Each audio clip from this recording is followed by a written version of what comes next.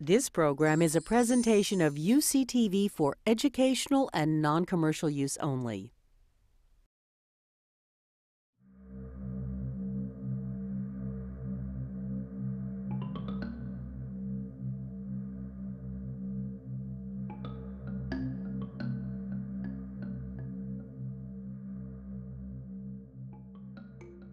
Thank you very much for coming, Peter. Thank you for the introduction. I appreciate such a nice crowd today, and I think that reflects the fact that we clearly have a very important topic in front of us today. We have an extraordinary panel with diverse backgrounds, and I think as you learn more about them, you'll be pleased to see the knowledge of detail that they have, which should give us a chance to have a discussion with a lot more meaning that might be available on Limbaugh, Olbermann, or Beck. I also can't help but noting, however, that I'm a little concerned that today's topic highlighted Humpty Dumpty as a metaphor. We talked here is the California budget crisis. What does the California budget crisis mean for public programs and priorities? Can Humpty Dumpty be put back together again? Or is the Golden State broken beyond repair? Do we need a constitutional convention to change the way we do business? Well, going back to, again, the Humpty Dumpty metaphor didn't turn out very well. That's a concern. Now, will our current situation be different? My brief introductory remarks of our three distinguished panelists, Senator Carol Liu, Professor John Ellwood, and Dean Henry Brady, will highlight and give us confidence of the fact of how much deep knowledge they have about these situations. I want to take the very brief liberty of emphasizing that I think this is in fact a horrific crisis. I say this despite the fact that throughout my life I've been characterized as a pathological optimist. Well, given that fact, when the pathological optimists get really scared, perhaps we're a little bit like canaries in the coal mine and there's reason to be concerned. The question I would pose is, do we have the political will or a sense of community that can lead us to solutions without the radical notion of a constitutional convention being undertaken? We all know that California has had many crises in the past, and we have always seemed to come out of them, but not always. It pains me to think about the fact that when I left Berkeley in the late 60s and moved to New York for 35 years, we were ranked #1 in public education, and I believe we are now 49th. How did we allow that to happen? Many highlight the inequities of Proposition 13, and yet many people feel that that is totally untouchable. You know, I think we're all aware of homes that can be literally next door to other that are very similar in value, and yet one house pays $40,000 a year in property tax, and the house next door spends $2,000 in property taxes. I'm also aware of businesses in Berkeley that literally reside on a full city block that pay lower property tax than some of the people in this room's homes would pay property tax. So I would just say, is this rational? So now I'd like to turn it over to our panelists to ask if in fact this is the case and how we're going to move through this. I'm going to give a brief bio on our three panelists in the order in which they are going to speak. First is, to my immediate left, John Ellwood, a professor of public policy. His areas of expertise and interest simply could not be more relevant to our subjects today: financial management and public sector budgeting. And he has also worked on the management of analysis by staffs, and staffs are so critical in these issues within a political environment. He has worked on the management staff for the Congressional Budget Office, and he knows the nuances and details with experiences ranging from teaching business and government management at Dartmouth, and also as research director of the Public Policy Institute of California for a number of years. So I think he's going to speak a bit about where are we today, kind of defining the problems and some of the challenges we face getting out of it. The next speaker will be Henry Brady, who is a professor of public policy and co-director of the aforementioned class of '68 Center on Civility, and perhaps most importantly is the dean of the Goldman School, having assumed his responsibilities in July of this year. So Henry, welcome and thank you for taking on such a tough challenge. I think I would say when you look at Henry's experiences as a political scientist and economist, he really specializes in the facts. He works on quantitative methodology, databases, research on the dynamics of public participation and political campaigns. So once again, I think he can get us under the rug a little bit on some of the nuances and the challenges that we face. Our final speaker is Senator Carol Liu, and she's going to have the tough question of saying, okay, here's the problem, where do we go from here, and do we have reasons for being optimistic? I'm really excited to hear from Carol today because she has a fascinating background. First of all, she's a fifth-generation Californian on her mother's side, and I don't think there's a lot of fifth-generation Californians out there. Her father emigrated from China before World War II, where she was then raised in Berkeley. So again, between her two parents, she reflects two of the major trends of, California going way back and new immigrants to the state as well. She was raised in Berkeley, had a public school education, went to San Jose State, and happily graduate work at Berkeley. And in looking at her biographical information, I was reminded of something that I heard articulated by President Eisenhower, which certainly dates me a bit to be quoting that president. But I remember he mused about, he was very concerned that we were evolving in the United States towards a professional class of politicians. You find a lot of people, you look at their resume, that's all they had done in their life as being a politician.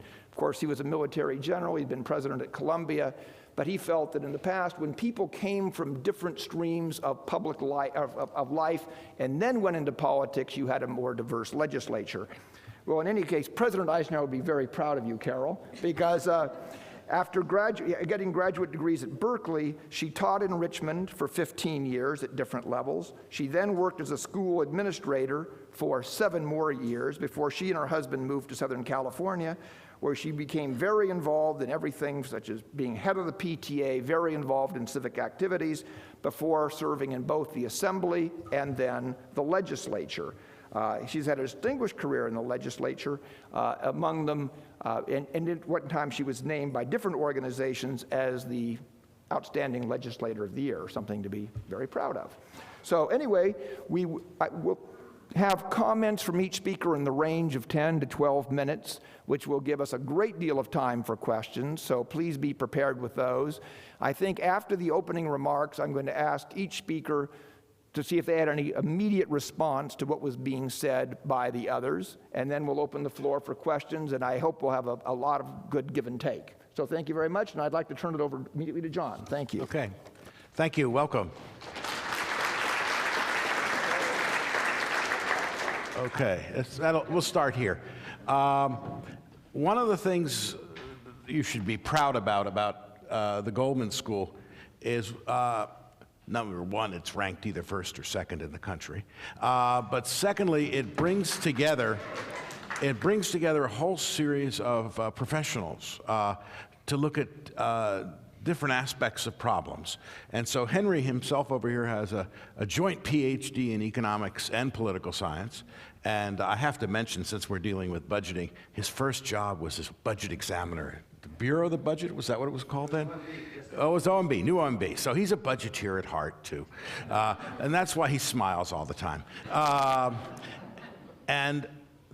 When you look at a crisis like this, as I tell my students, the great thing about budgeting is it does everything, or you have to know everything. You have to know politics, you have to know economics, you have to know accounting in order to do budgeting well. So I'm going to start off and do a little bit of the economics first. I'm not an economist by training, but I've spent 30 years with an albatross of economist friends around my neck working with them. So let me do a little bit about the economic problem, because what we have here is the intersection of economics, politics, and a series of rules. And in fact, we also have the intersection with that and the changing demography of California, okay? We got an economic problem. It's not just California, although California is one of the worst places for it. We got really high unemployment. The last state number was 12.5. It'll be higher because the federal number just went up yesterday, as you know, and California always has higher unemployment than the nation, for one reason being friction, people coming in and out of the state. We also are one of the centers of the housing bubble.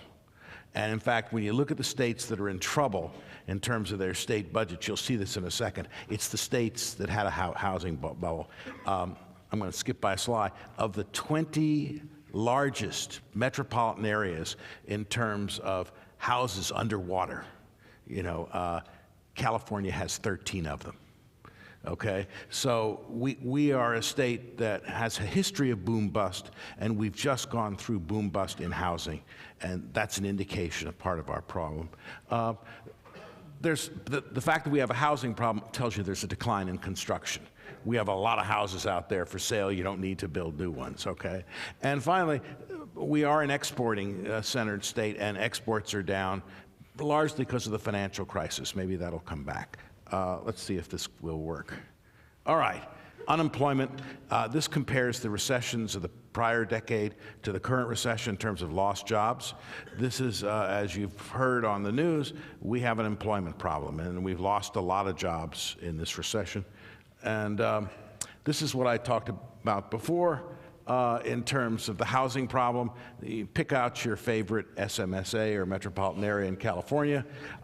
These are in the rank order of the size of the problem, and then in parentheses, the percentages there is the percentage of houses that have been foreclosed on, okay? And the national rate is 0.6%. So you get a sense of how bad these areas are. By the way, this means for those of you who are in city government, past several recessions, cities have actually weathered those very well. Not this time, because what's going to happen? A lot of people are out there right now asking for their property to be reassessed, and when that happens, revenues at the city level is going to go down the tubes. So we're still in this problem. Okay, this refers to what was already mentioned. We've had a series of these. This is the size of the states don't have deficits because we don't borrow for it. In a state when revenues are less than expenditures, you simply roll it over to the next year. So we call it shortfalls instead of borrowing because we don't borrow for the general fund in the short term. If you remember the great Gray Davis, the way he ran up a $28 billion deficit in California was he rolled it over for 4 years in a row. And then he got to 28, 4 times 7 equaling 28. So we continue to have them. It's an ongoing problem.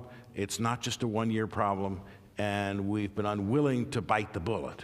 And by the way, as I tell my students, in my specialty, you don't need calculus. You don't need fancy math. There's a simple equation out there. And state and local government expenditures have to equal revenues plus borrowing. Those things have to balance out, okay? And so in the past several administrations, we've been in the borrowing business.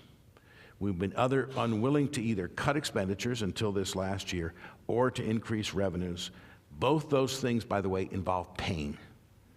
And maybe the senator can tell you that politicians don't like to inflict pain. I guess the last California official that I know of that loved to inflict pain was Pete Wilson. Okay, we have not had a politician since to do this, okay? All right, here's California's problem. This is the size in 2009 of the state shortfall. California had the third highest state shortfall, much larger than other states. This is a percentage, by the way, of the budget, because obviously California is a much bigger jurisdiction than other places. You notice the two places that are bigger than us are right next to us, Nevada and Arizona. When you look at the ones up there, it's all the states that have had housing bubbles. Okay, so we have a big problem. It's much bigger than other states. One of the alums of our school used to run the state and local part of Moody's. And she always said, well, other states have the same problem as California, but when California has a hole, it keeps digging. Whereas other states tend to fill up the hole. Okay, so we have a big problem. There's been a real disagreement out there whether California's problem is a revenue problem or an expenditure problem. It's probably both, but in this recession, it's a revenue problem. The economy has just caused revenues to go down. This is, by the way, Governor Schwarzenegger's numbers. So I'm not being a liberal Democrat here for these numbers. This is Department of Finance numbers, and they admit, you see the red line down there, that the current problem is caused by just a tremendous decline in state receipts. And that in turn is caused by the 4 factors that I mentioned at the very first slide, okay? Okay, I'm sorry I cut and paste. Oop, got to go back. This is the size of the problem is quite huge. We've gone through a series of them, and I'm a federal budget guy by training, so I think in terms of fiscal years. For some strange, wonderful reason, the state of California does everything in a year and a half. So these things don't quite equal how the rest of us think of it. But we just went through a cycle in which we closed a $60 billion gap. Now, this is a $60 billion gap for a budget that's about $120 billion, okay? So since you're here at Cal, and you will hear us moan and groan about Cal, and I'm the chairman of the Capital and Budget Planning Committee of the Academic Senate here at Berkeley, we just lost a third of our state revenues last year, okay? That was the size of the cut. Not quite a third, maybe 25, 28%, depends how you count. That's a big, big cut. UDOF is getting grief, Bergeron is getting grief. I'm more sympathetic to them. There comes a point at which the hole is so big that there's nothing you can do but inflict huge amounts of pain. And the pain comes from a disappearance of revenues, and then a decision by the system to limit the amount of tax increases to make up that gap, and instead to rely almost totally on expenditure cuts. Now, I say almost totally. I don't know if you can see these crazy slides because they're a little bit fuzzy, but we still haven't done it. A lot of our solution comes from the federal stimulus bill. That's a one-year stimulus bill. That won't be there next year. Also, there's an other line there. You might wonder what other is. That's because this is the governor's table as well. The governor doesn't like to put borrowing down. But that's what the other is mostly borrowing from future years and from non-general fund accounts. So this is why the problem doesn't disappear even though you've inflicted all this pain, because the economic problem is more than a one-year problem, as Obama's learning right now, and the problem is so huge, even though you've inflicted a huge cut, $30 billion in spending cuts off a base, of somewhere around 120 billion. Okay, and this is a year and a half. This is where I get a little bit mixed up. In a regular thing, it'd be 100 billion. So that's a big percentage cut. Okay, and when you're at meetings, it's hard to defend UC when you realize that poor people have been cut even worse than UC, okay? Medi-Cal programs and this, that, and the other thing. But everybody out there who relied on public services has been cut. And even after that, you still have a real problem. So the bottom line here is big, big problem. We've done a lot of pain, but there's a lot more pain that has to be done to get back into balance, okay? And obviously, in the past, you say, well, why we did it in the past? Why can't we do it again? We did it in the past because we went from boom to bust back to boom, okay?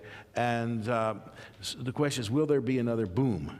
And that's a judgment that you make, basically, on the nature of the recovery from this particular recession. If you think we're going to have a big recovery and it's going to be very fast, then more revenues will come in very quickly and this will disappear. But if you think it's going to be a slow recovery, which a lot of economists are predicting, or a jobless recovery, you think essentially that we have a multi-year problem and tough decisions await in the out years. How much time have I used up? I've got 5 more minutes. Okay. That's, now that you can stop crying, okay. I want to switch to the political part of this and sort of lead into Henry's part. The great thing about California, when we have these recessions, you can give the same talk again and again and again and again. I'm on my 4th cycle now, okay? And in the old days, I had a nice patter that I used to give, and I would point to lots of things. And the folk, Bruce Kane in political science would, and I would, and others. And here's the list of the things we would point to. And now you have to understand, political scientists, American political scientists, about 90% of them think that James Madison is God. We believe in representative government, okay? We believe in electing people who then do your business. People in the American West don't believe that. You folks believe in direct democracy. You believe in the initiative process. You believe in term limits. We think these are horrible things, okay? So there's a bias there. So, so academics would point, we could go through a long thing on what's the limits of the direct initiative and why it might be a mistake, term limits and why they might be a mistake, but Californians love them. It's like Prop 13. You know, the fact that you have these two houses next to each other. When I first got here, the first time I did this, Jack Citron, who's a political scientist here, had done a poll, okay? There was no difference, well, everybody loved Prop 13, and there was no difference between people who owned their house for 30 years versus people who owned their house for less than 5 years. It didn't make a difference. Those two houses next to each other, Californians love them. And also, a lot of people point to the reapportionment process, which actually we've changed and will be probably a better process. That we have a situation now where increasingly we create districts where people get elected again and again and again, and that actually has an effect that some people think leads to extremism, because if you're a Democrat, you don't fear a Republican, you fear someone in your own primary to the left of you. If you're a Republican, you don't fear a Democrat, you fear someone in the Republican primary to the right of you. Okay? So this is supposedly a reason for this. And then there's mine. How many of you know where we got the 2/3 voting requirement for raising revenues? Yeah. But most Californians don't know that. We had a board of advisors meeting, and I had dinner with a very distinguished person. He didn't know that. That's the part of Prop 13 that I don't like more than the tax part. I can do other things to fix the tax part. This is my personal boogaboo. Everybody has their favorites. Okay. Basically, all this interacts, and Henry's going to talk about this with polarization. Increasingly, and that's why this is being sponsored by a group that wants civility. When you have polarization, you have less and less civility out there. Essentially, everybody on one side, everybody on the other side. And so everybody says, well, that's the problem. That's the direct initiative leads that, you know, and districts lead to that and the other thing. And we have deadlock, which is why we can't agree either to raise taxes or to cut spending or something like that, all right? And there's polarization in the California legislature, in the assembly. And this goes all the way back to the 19th century. And it's basically not very polarized legislature, and all of a sudden, around the 1970s, bango, polarization, all right? And this is what everybody says, this is what's wrong with California. I had an epiphany the other day, because I teach this, and I said, okay, California has all these things. I've lived in California for 20 years, but the Jesuits say, give me your son for the first 7 years, you can have him back, and I've got him for life. My first 7 years were on the East Coast with, you know, East Coast type politics. So I don't appreciate all these progressive traditions. So obviously, if you had a state that didn't have all these things, everything would be wonderful and you wouldn't have that polarization, right? There's polarization in the United States Congress. No direct initiative. You know, United States senators, we haven't changed the districts very much. You know, all the things that liberals like me complain about California, or losers like me, aren't there in the United States Congress. Same polarization. Now, I have to shut up, but what's the difference? The difference is, remember Barack Obama, for those of you who are Democrats, had to sell his soul to get the stimulus bill passed. That was for 60 votes. In California, he would need 66 votes. He would have had to come up with 6 more votes. So it's the interaction of polarization, however it's caused. It's a big topic in political science now, what's causing polarization. Okay, and Henry will explain that to you in a second. It's the interaction with that, with the decision rules of what it takes to pass things. Okay, and in California, we have decided that it requires 2/3. Now, I have a theory. This is Ellwood's theory. I'm going to see. There, okay. Let's get rid of the 2/3 rule. What would happen? We'd go back to 1977. We're about to elect Jerry Brown governor. We might go back to 1977. Who knows? California in 1977 had the 3rd highest tax burden in the country. It was a big tax, big government state. And Prop 13 really did make it a average tax for a while, average service state. And it's creeped up a little bit, but we're about 16th in the country right now before the recession. So we're a medium-high service state. If we got rid of the 2/3, remember, it's a simple majority to pass spending. The Democrats would spend like mad, because that's what good Democrats do. Okay, and so spending would go way up, but you have to balance your budget, and they could do it with a simple majority. They'd raise taxes. Every Republican knows what Democrats will do. Okay, and what would happen then? You guys would vote them out of office, right? Because they would overreach. So my claim, and the reason I'm advocating getting rid of the 2/3, is let's reintroduce normal politics. Let's let Democrats be Democrats, which is to blow it one way, and then the Republicans would come in and they would blow it the other way.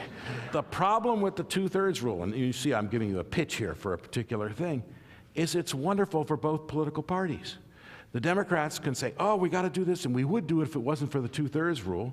And the Republicans say, they can't do anything because of the 2/3 rule, and nothing gets done either way. And that's what, in my view, what leads to the deadlock. And the only way out of our problem, okay, is involving you're either going to have to cut spending, and you could cut spending. California is the 16th largest state government in the country. That tells you there are lots of other states that are small than we are. There's a lot of space. If you want to, I suggest Texas, Florida, Mississippi, Alabama. The nice thing about the United States, you can move with your feet to places where there's a lot smaller levels of public service. Okay, so it's out there. Are you willing to do it? On the other hand, there are a few places, and I've lived in all of them. Actually, I've lived in both sides. My wife was born in Tennessee, lowest tax level in the United States. Then I taught in New Hampshire, second lowest tax level in the United States. On the other hand, I was born in New York, highest tax level in the United States, and I taught in Minnesota, second highest tax level in the United States. You have a choice. And if you had simple majority, you could pick the choice, and that's our problem. So my final slide, I'm going to jump way ahead, is for those of you who are old enough to remember the character Pogo. Pogo had a famous saying, which is, we have met the enemy and they are us. So thank you very much.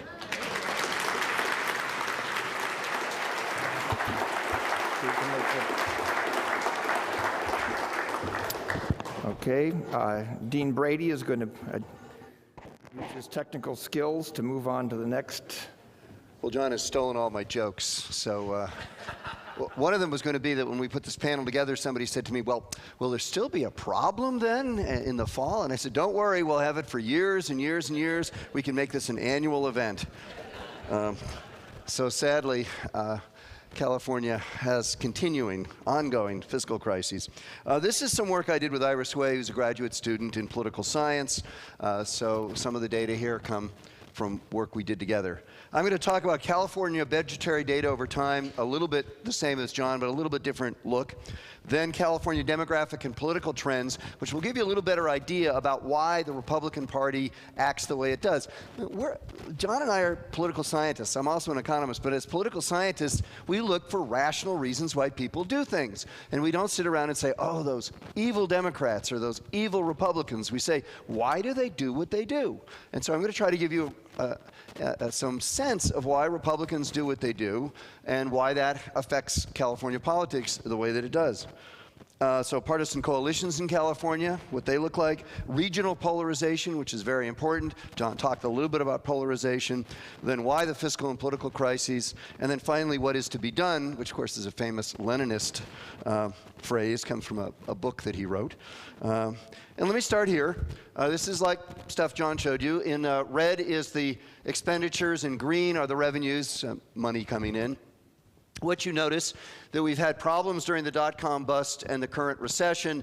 This is current dollars, so it just keeps going up because of inflation and so forth. But notice those yawning gaps that we get right after 2000 and of course, more recently, between our expenditures and our revenues. So that's basically what we've been struggling with. And to give you some idea of how this looks over the years, I've put the administrations, Deukmejian, Wilson, Davis, Schwarzenegger, and then you can see that, in fact, the problems have really become especially acute during those last two administrations.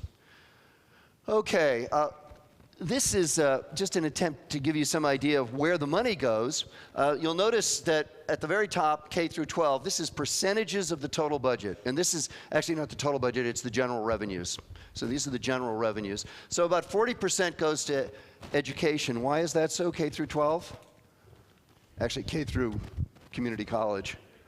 Prop 98, right? So that's why you can see it keeps trying to get up there, because it's supposed to be 40%. So it dips down a little bit, goes back up, and so forth.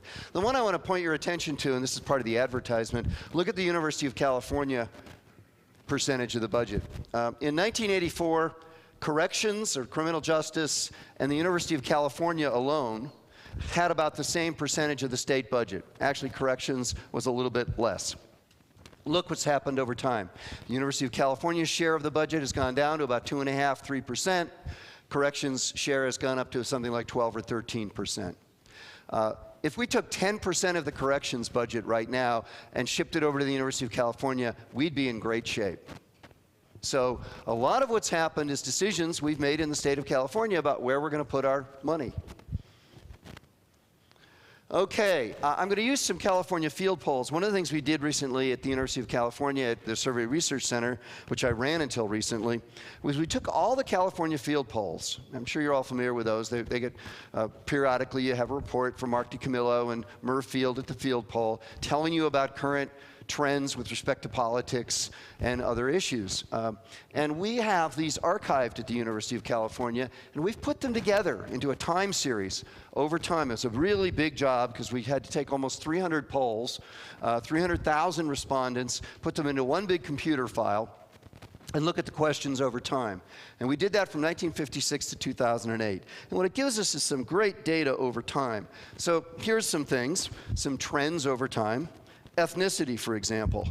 White non-Hispanic in these polls has been going down.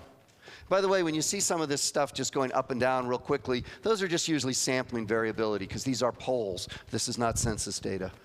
Hispanic numbers have gone up.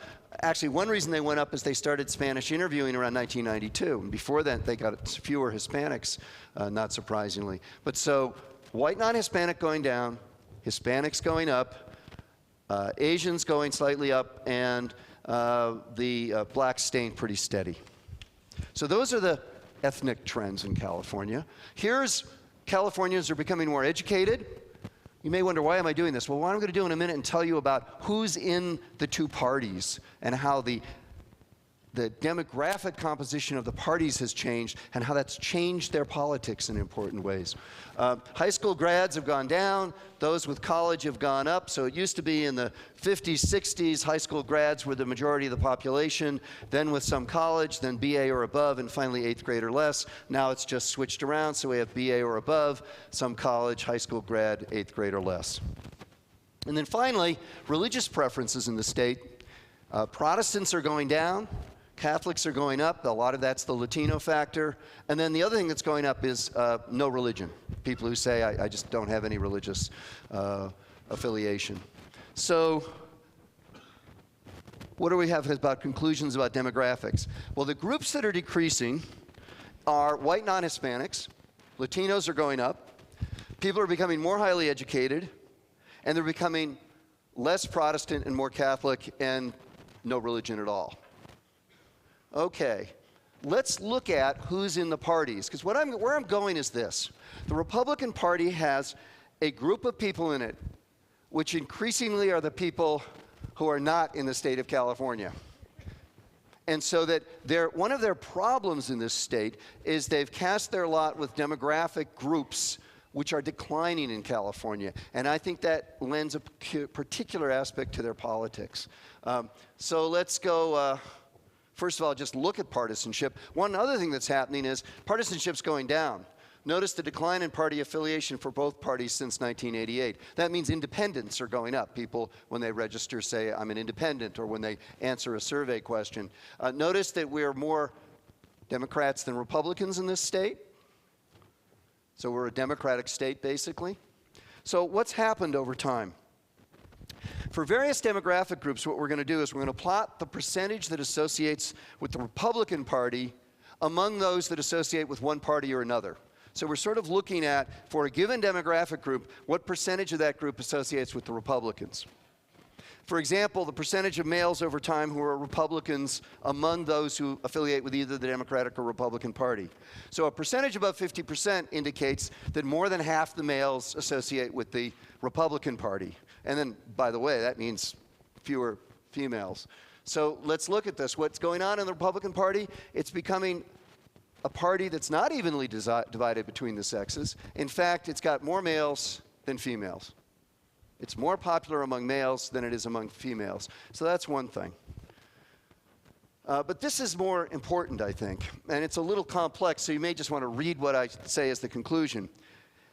You would think the Republican Party would be the party, sort of historically, we think of it as the better educated. Those with college diplomas and college degrees and so forth. But in fact, in California, increasingly, it's the people with just some college or even with just high school education that are in the Republican Party. So the Republican Party, which used to be the much better educated party, is now less and less that. Democrats are still less well educated because they have a lot of people with very little education in them, in that party. But for the Republicans, they're losing, quite surprisingly, those people with college educations. And by the way, remember, that was one of the demographic groups that was getting bigger. Another group that they're not doing well with is Latinos. They've never done well with blacks. They're doing poorly with Latinos. The Latinos here are this dashed line that sort of you can see they're way below 50% for Latinos. Most Latinos identify not with the Republicans, but with the Democratic Party. Non-Hispanic whites are about split evenly between the two parties. But the Republican Party, therefore, since it doesn't have many Hispanics, doesn't have many blacks, doesn't have many Asians, is mostly non-Hispanic white. And what was one of the groups that was decreasing in the state of California? Non-Hispanic white. And then, finally, Protestants are increasingly, the Republicans get a lot of the Protestants, don't do so well with Catholics, don't do so well with people who say they have no religious affiliation. What were the groups that were increasing? Those who were Catholics, those who did not have any religious affiliation. What's the group that's decreasing in California? Protestants. So the Republicans are increasingly a set of demographics which are not the demographics of California. So they're winning males, losing females, starting to lose college educated, doing well among higher income, losing Asians, Hispanics, and blacks, losing Catholics and those with no religion, and gaining among Protestants. Their gains are among groups that are getting smaller in California. It's not a good prospect, therefore, for the Republican Party. The other thing that's happening, and this is something John talked about, is those affiliated with parties are more ideologically polarized. We have a measure on these surveys. Unfortunately, they changed the question at one point a little bit. But it asks about your ideology. Are you liberal or conservative? And more liberal answers are towards the top. So it goes from 1 to 3. You can be conservative. You can be 2. You're not sure. You're in between. Or number 3, you can be liberal. So Democrats are more liberal, and they're getting more liberal, the Democratic Party. Members of the Democratic Party, those in polls, are increasingly more liberal over time. Republicans are getting more conservative. The important thing is there's a yawning gap between the two parties ideologically. Real differences of opinion. That shouldn't be a surprise if you read the paper. Another kind of polarization we have in the state is if we think of 4 regions of California, think of the Bay Area, sort of an expanded Bay Area, Los Angeles County, and then Southern California is the green there, except for LA, and then the rest of the state, which is basically the Central Valley and mountains, a little bit more. But we can't get too many regions here because the data can't be cut too finely. But we've got 4 areas, basically expanded Bay Area, Los Angeles on the one hand, Central and Mountain, and Southern California without LA on the other hand. And if we look at what's happened there, in the 60s and 70s, the percent Republican was the same essentially for all the regions that I've just mentioned. And over time, what's happened? It's spread out. And now, Southern California without LA is highly Republican. The Central and Mountain is Republican, Central Valley. And the Bay Area and Los Angeles are Democratic. So we have tremendous geographic polarization. What does that do? Well, we have ideological polarization among those affiliated with the parties, and we have party polarization by regions. So why the fiscal crisis? Well, I didn't go into this in detail, but you could see from the pictures that revenues go up and down quite a bit. This is because we have a highly elastic tax system. We rely heavily on a progressive income tax and capital gains taxation.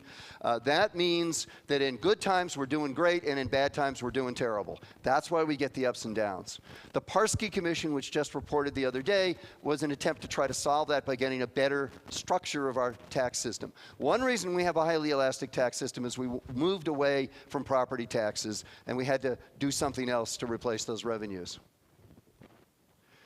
We have propositions which constrain spending and make it hard to cut spending when you come to a point where you need to do that because you've overspent.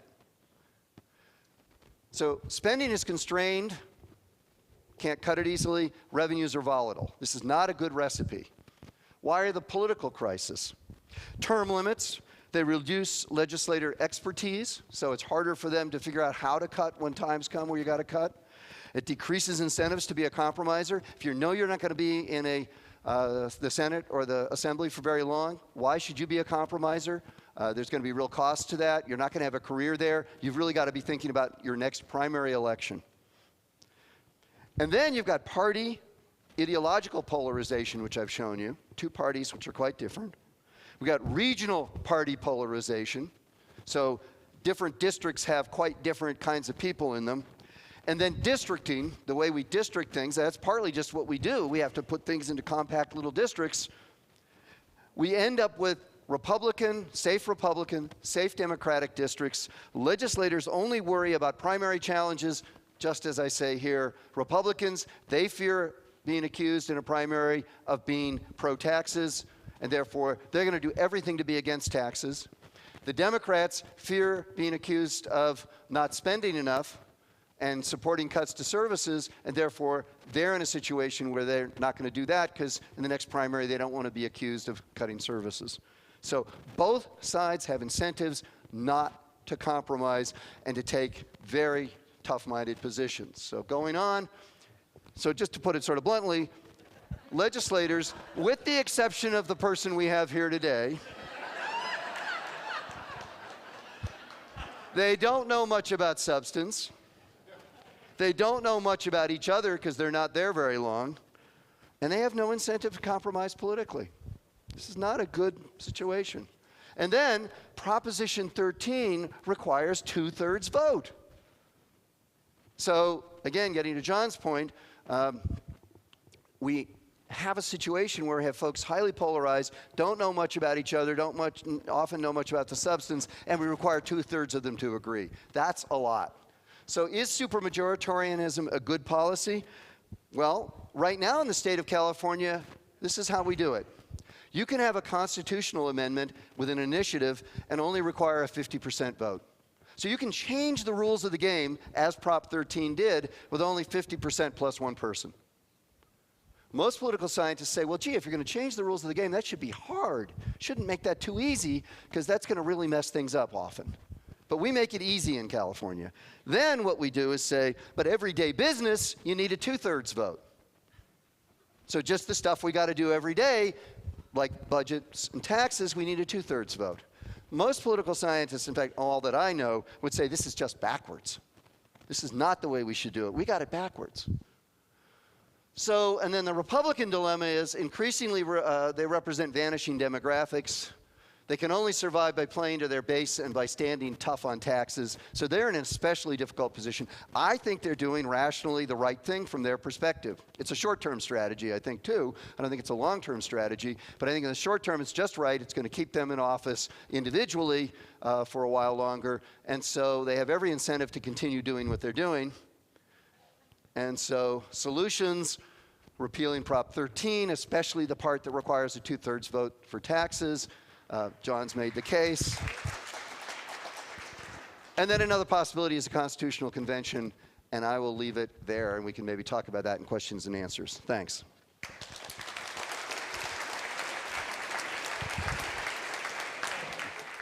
Introducing Carol, I'd like to highlight the fact that she is chair of the Human Services Committee on the Education Committee and is also on Elections, Reapportionment, and Constitutional Amendments Committee. So there's a lot of relevance to what we're going to be hearing. So Carol, thank you very much. Well, thank you very much. It's my pleasure to join you this afternoon for this very, very timely topic, the California budget crisis. And you may know, I have some notes here that I'm going to speak to, but I certainly am always open to lots of comments, and I would agree with the analysis of the professors here about what's going on in California. But this last year was incredible. I just got elected in November in 2008 to the state senate. And the usual pattern is that you get sworn in December, and you come back in January, and then you start the session again. Well, because last year was such a horrendous year in terms of the budget, then the prior legislature could not come to an agreement. After we got sworn in December, we went right to work in December. And we didn't settle that last year's budget until February of this year. And then we had this year's budget to deal with, which typically we didn't get done on time, but that's another story. So the legislature was not only in regular session this last year, we had 4 special sessions. And some of those sessions resulted in all-night sessions. And at my age, it's really tough to make good decisions at 3 o'clock in the morning. And this year, we're continuing this. I mean, we have finished our work as of September 11th. Actually, it was 6 o'clock in the morning on September 12th.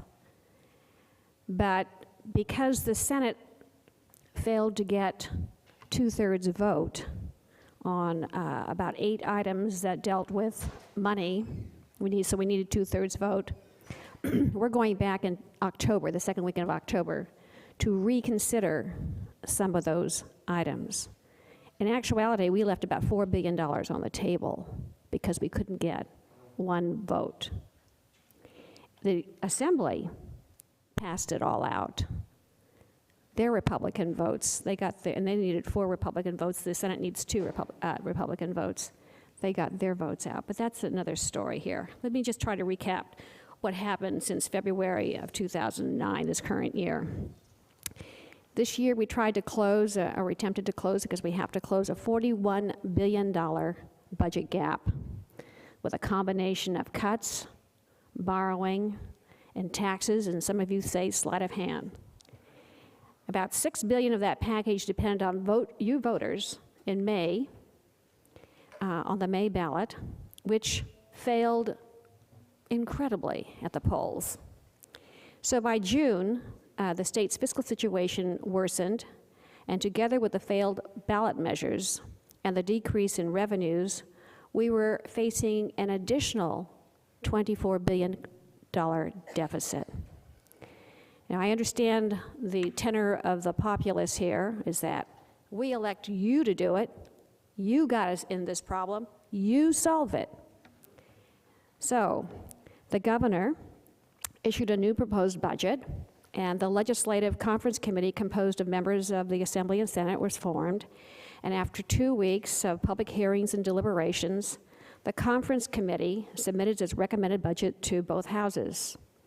This was the basis for a budget adopted in the legislature this last July. It was signed by the governor, but he also blue-penciled, that means he vetoed, some of the elements of the budget that were sent to him.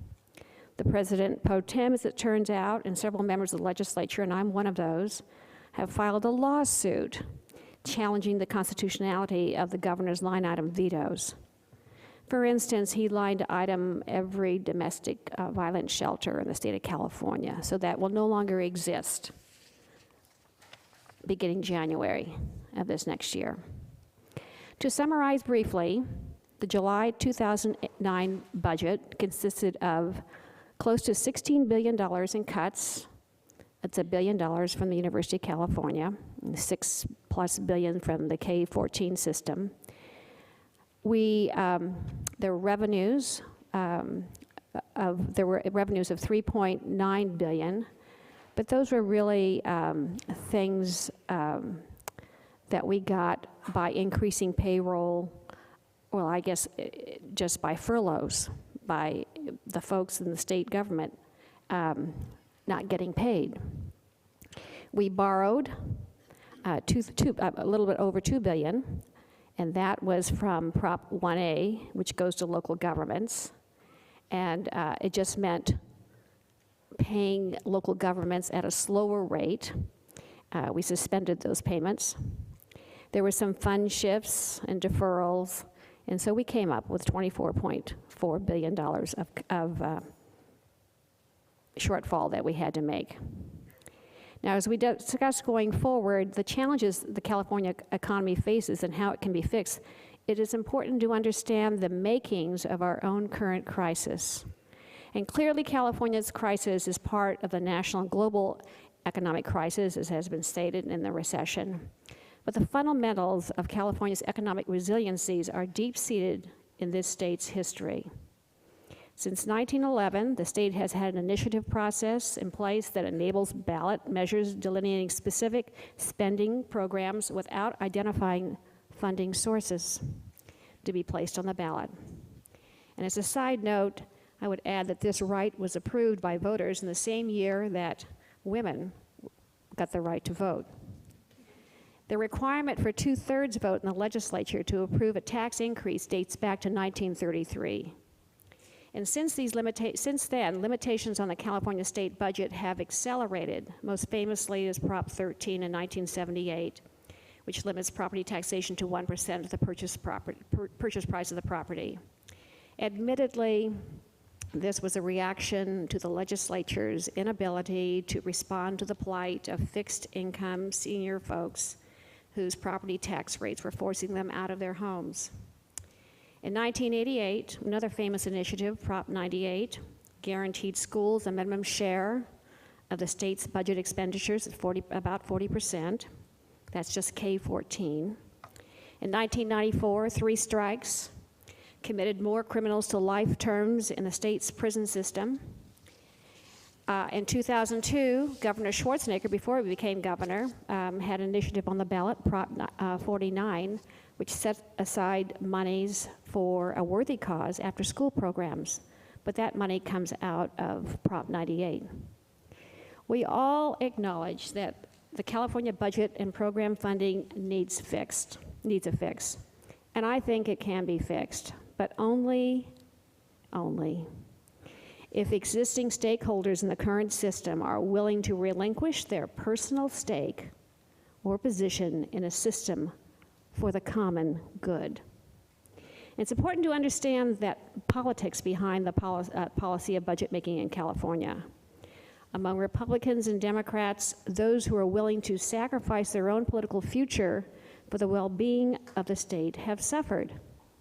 In February, Senator Dave Cogdill from Merced area, a Republican, lost his Republican leadership position as a result of his willingness to negotiate a budget compromise that included some tax increases to close the state's budget gap. And other Republican legislators this fall who voted for the compromise are targets of recall elections. In the face of California's budget deficit, Democrats voted for cuts to education and social service programs, so, we hate it, but we did it. And those things we would never have done in better times. And those most affected by the budget cuts this year were students, disadvantaged, the disabled, and infirmed. Easy people to pick on. There are very many recommendations for how we can fix California's budget and tax system and restore our state to economic prosperity, and a number of studies, commissions, committees have been formed and proffered their recommendations. And these include, and you have seen them, and we will be talking more about them, is shifting more tax burden to the wealthy, shifting more tax burden to the middle class, eliminating the 2/3 approval for legislative passage of a budget while retaining the 2/3 vote for taxes, changing the annual budget cycle to a 2-year cycle rather than a 1-year cycle, requiring ballot initiatives to designating the funding source. Independent organizations, California Forward, the Bay Area Council in particular, have proposed a constitutional convention to be convened to tackle California's budget and taxation reforms. Arguments vary as to whether a constitutional reform should be accomplished via a convention or the legislature. It should be noted that the constitutional revision recommendations produced during the Wilson's administration were never implemented, and that's in the late 1990s. The question of which institutional structure, independent or legislative, will have the greatest credibility to marshal public support remains unanswered. And I certainly acknowledge the public trust in the legislature is very low.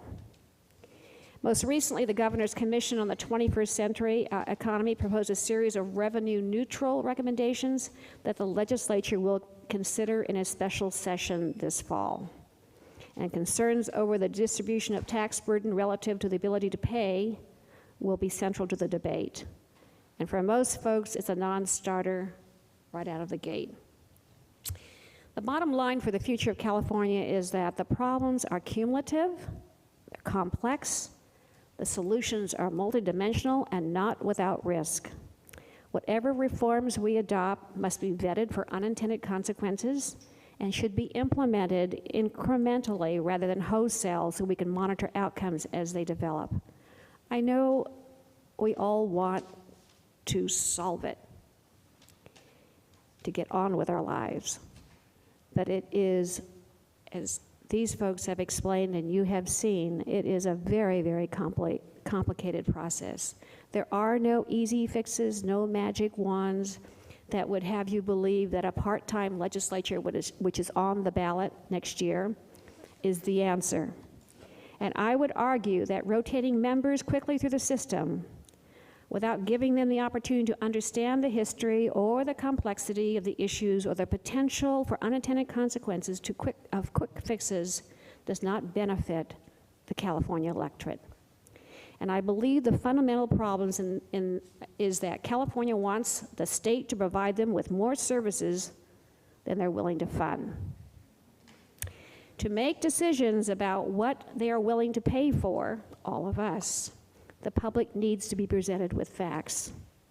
And this brings me to my final comment regarding the media's role in informing the public about the challenges facing California's economic future.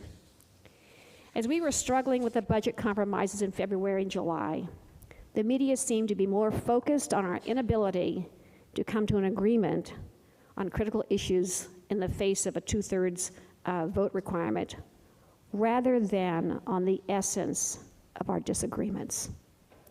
Only after budget cuts were passed did the media begin to discuss the impact on children, the elderly, and the disabled. And as a result of their shift in reporting since the July budget was adopted, Republicans have been willing to modify their positions and reach agreement on a measure to restore funding to healthy families that provide insurance to children of the working poor, and to consider ways to minimize impacts of the budget cuts for services for the disabled. If we are to effectively assess California's future, it's essential that we understand what the most effective solutions are and who are the most credible messengers to garner stakeholder and public support. And the questions I propose for our panel are: what revisions to California's budget processes are critical to assuring the state's economic prosperity? How can those revisions be incrementally implemented without risking serious unintended consequences?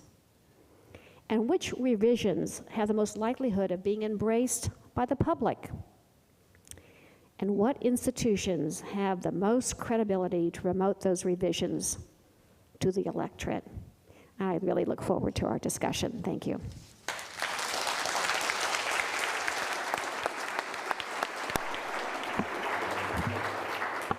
Thank you very much, Senator. I think I'm going to turn to John and Henry to perhaps respond to Carol's question. And I think one of the things that's very interesting here, I think it's been a terrific discussion. All three presentations have been very insightful. I've learned a great deal. And when you're dealing with complexities, I think one of the great challenges is to really focus on priorities. I mean, there's so many issues here. So John and Henry, what's number one in your mind? If you could do one thing, if you could change it, and also, how would you do it? I mean, how would a constitutional convention come to pass? How would the change in the 2/3 rule come to pass? So, Henry, you're closest to the microphone, so maybe I'll turn to you first. Well, I think the first question is trying to find out whether or not there'd be public support for a change in the 2/3 rule. And there's some polling going on right now that I'm involved with the field poll to do, which is asking questions about just that. And it'll be interesting to see if, given all the difficulties we've had, whether finally we're seeing some movement where people realize how problematic that rule is. I don't know that we necessarily have to go all the way to 50%, but perhaps something like 60%, something that would at least make it possible to get decisions made and for us to move forward. Political scientists like myself historically hate constitutional conventions and think they're a terrible idea because they typically lead to all sorts of changes which are really, really bad.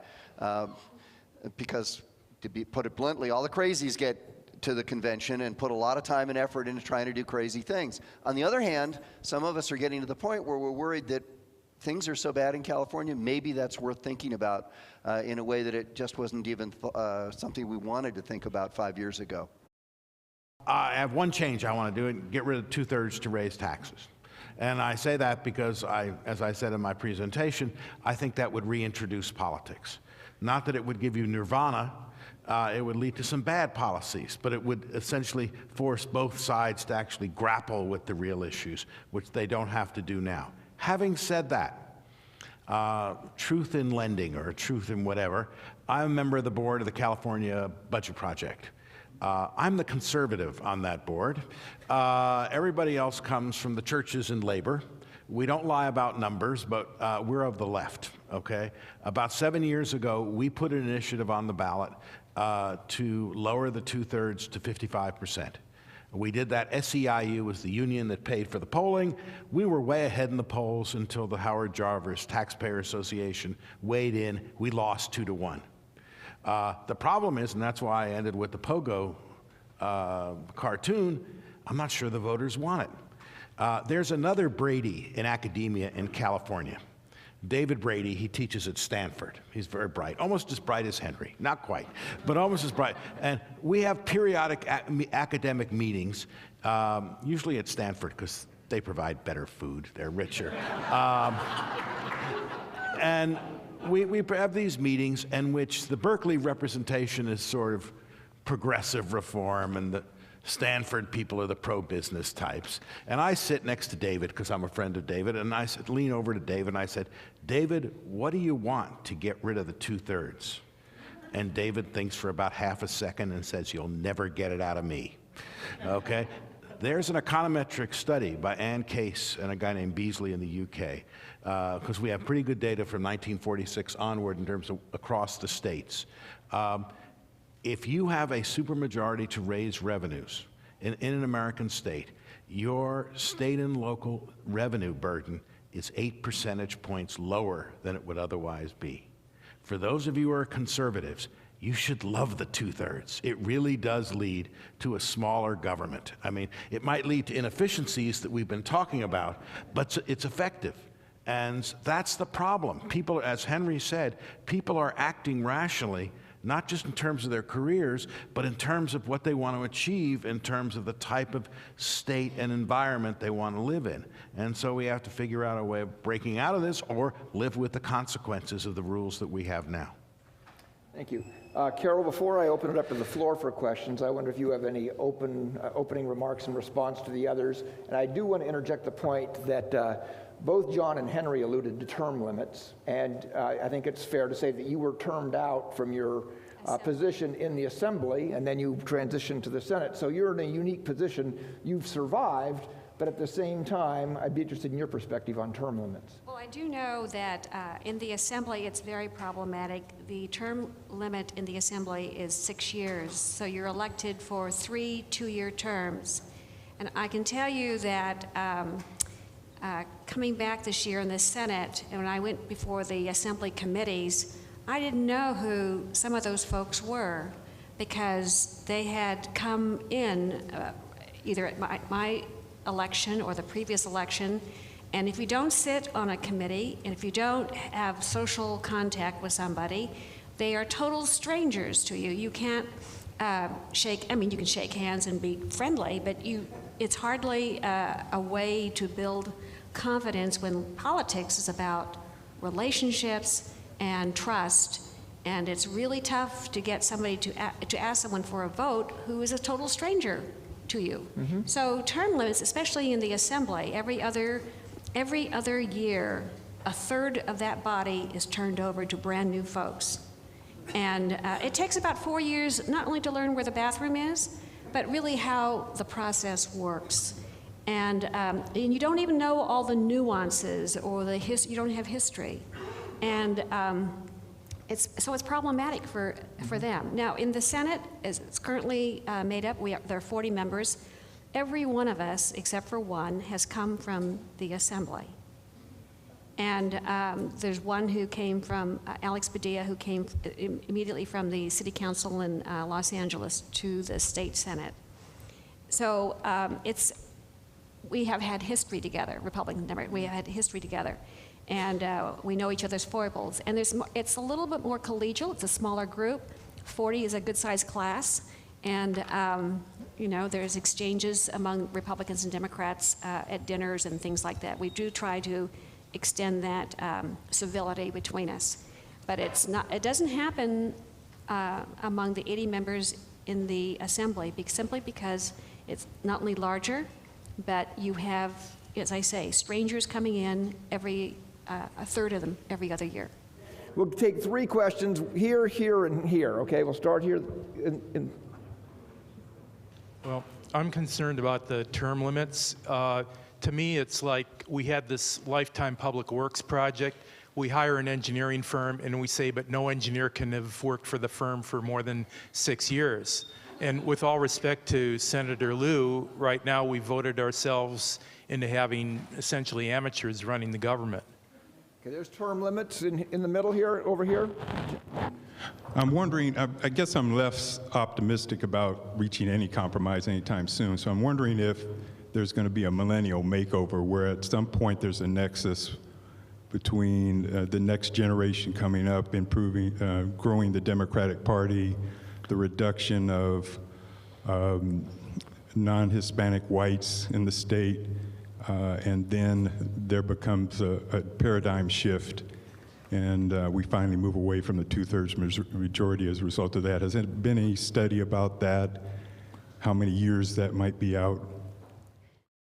I'd like to return to the question about Prop 13. I've heard it discussed in terms of repealing it. I don't sense there's much political broad base for that. Why is there no discussion of reforming Prop 13 along the lines of equal taxation? And by the way, I wrote the rebuttal to the Prop 13 initiative in 1977 or 78. Okay, we have questions on term limits, prison guards. I'll characterize it as the paradigm shift, and Proposition 13, revision as opposed to overturn. Well, let me talk about prison guards just quickly. We have to make a decision about what we want to do with criminal justice. The legislature, remember, put off, I think it was $2 billion in cuts in the criminal justice area, and then in the end, we're only able to get $1 billion worth. 1.2, and they got 600 million. So it's just such a contentious area, and to the degree that we all believe that if we just put everybody in jail who commits a crime, we're going to solve our problems, it's going to get more and more expensive. I think we have to look at what kinds of folks probably should be in jail. And obviously, Mr. Garrido, for example, from Antioch, we can all agree, he should be in jail for a very, very long time. But it's not clear that somebody who just commits a drug offense, nonviolent drug offense, should be in jail for a long time. It's just not clear what we're getting from that at $47,000 per prisoner per year, when in fact some kind of program that tries to rehabilitate that person could possibly be better for that person and for the society. Yeah, let me just add to that. When I first entered the legislature in 2000, the budget for higher education total was about $13 billion. And criminal justice system today exceeds what we pay for higher education in this state. And if we're willing to continue to incarcerate every person that Well, I have a modest proposal. I have a modest proposal to turn Berkeley into a prison. Prison guards are well paid. A lot of our students love Berkeley. They'd probably like to stay a long time. It might work very, very well, and the funding would be unlimited.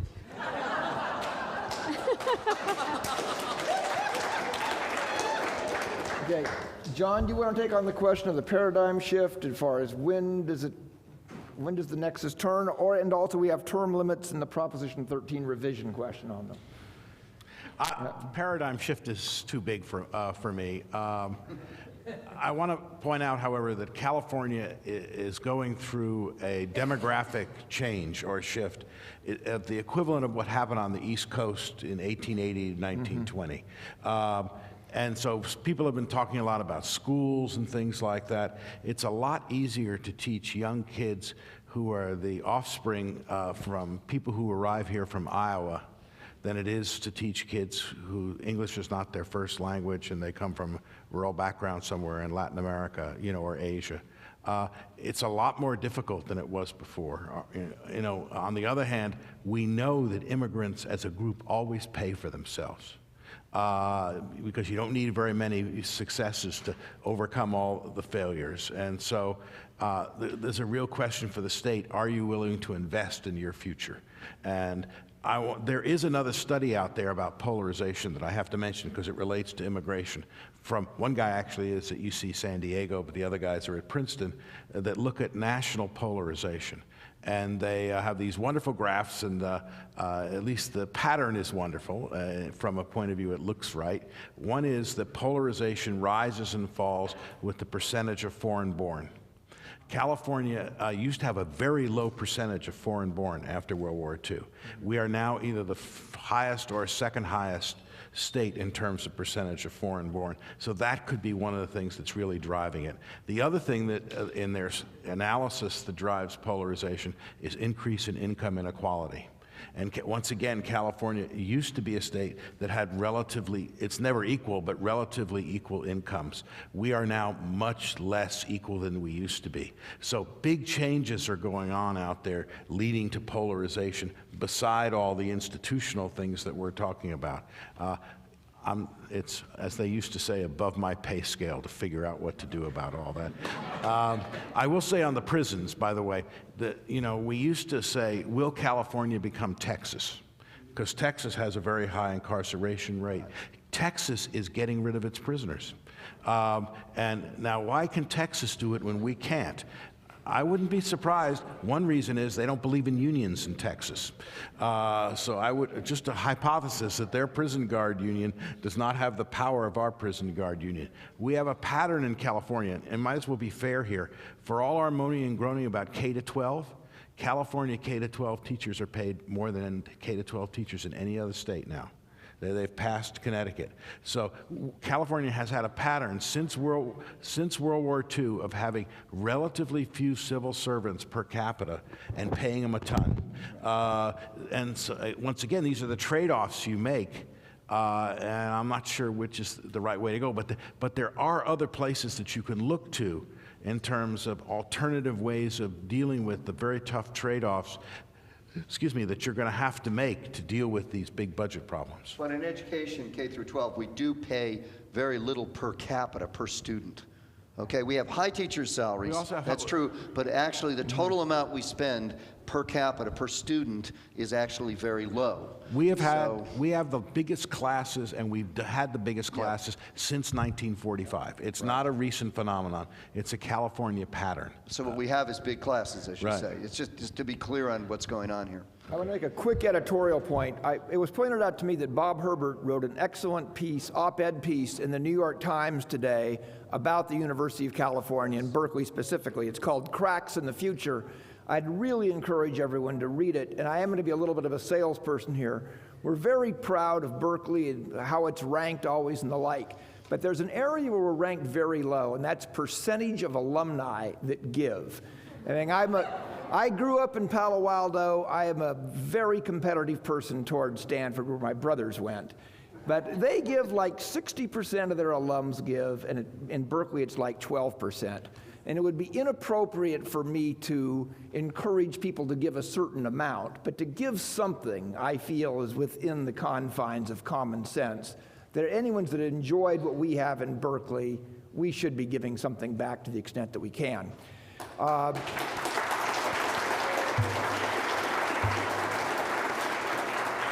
Again, we're over time, but if we want to do one more round of 4 questions, okay, let's do that. And again, people feel free to go, and no one's going to take offense. On the way back?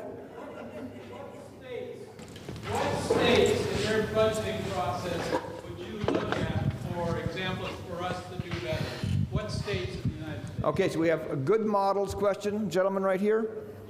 Yeah, I could retire in 3.5 years, and this proposition, the repealing of Proposition 13, is something that's important to me, because it's going to set my retirement clock. If we go down that route and repeal it, what can I expect in post-retirement as far as increases on property of my income and other? Okay. What's going to be the impact in the real world on retirement? Professor Lakoff said that he filed papers on a 14-word referendum to get us back to 50%. Your comments on that? From what you're saying, the chance of it passing sound like they're slim and none.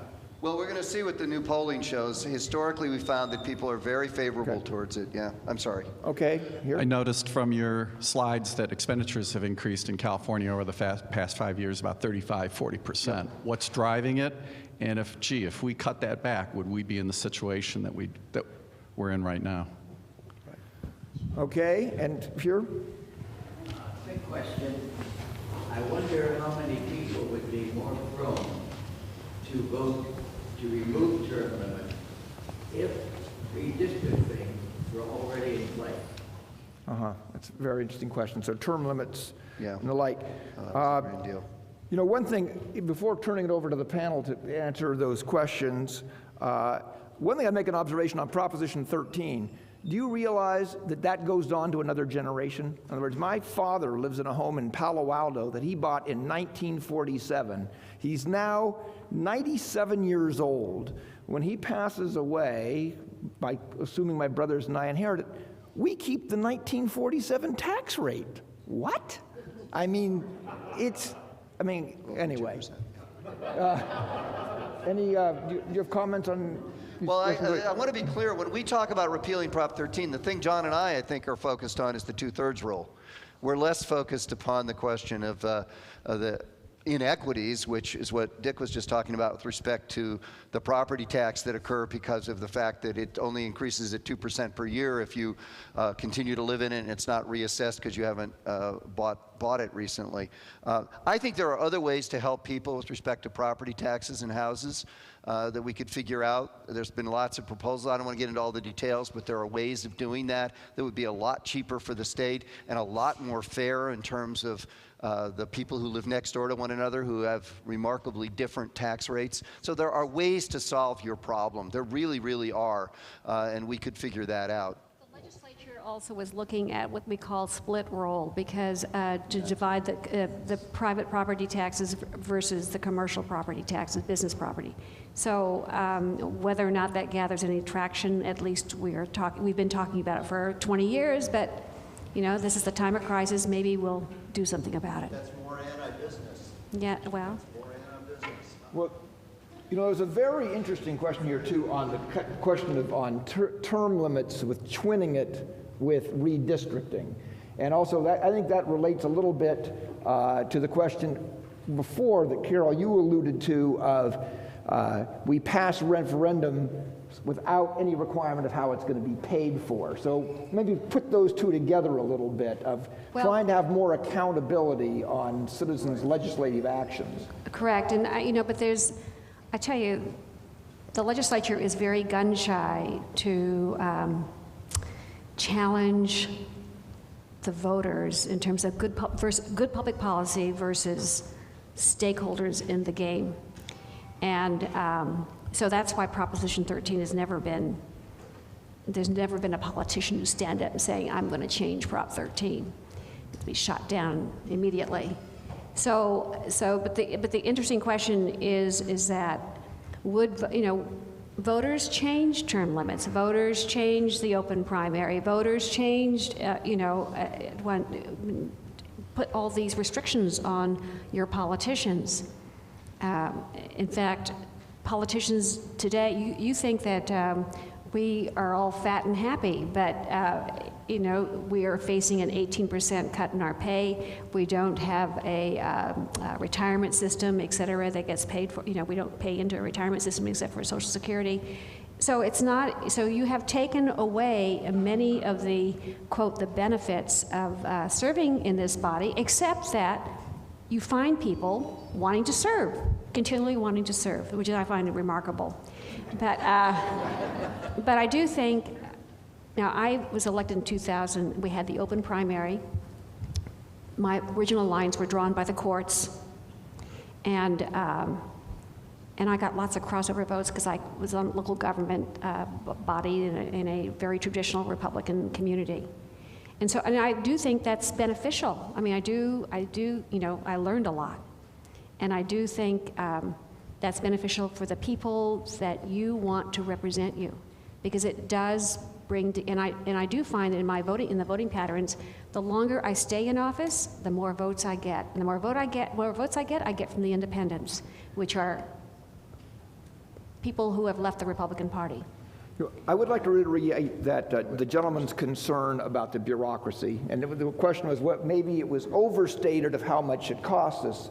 At the same time, I've been involved with professors here who are stunned at how much construction costs on the Berkeley campus. They're coming from the University of Wisconsin or whatever. They come here and we're going to build a new building and it costs 50% more than it did in Wisconsin.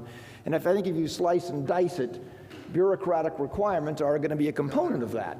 So the issue is how, and oftentimes, I think, Ed, if you've done a home remodel, you know what bureaucracy is all about.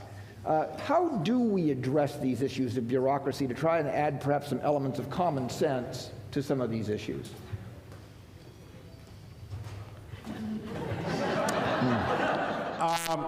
Okay, there is a movement called the New Public Administration out there, or New Public Management, that basically says the way to make bureaucracy better is to add the competition that you have in the private sector inside bureaucracies, okay? Mm-hmm. So we put up a new building at the Goldman School.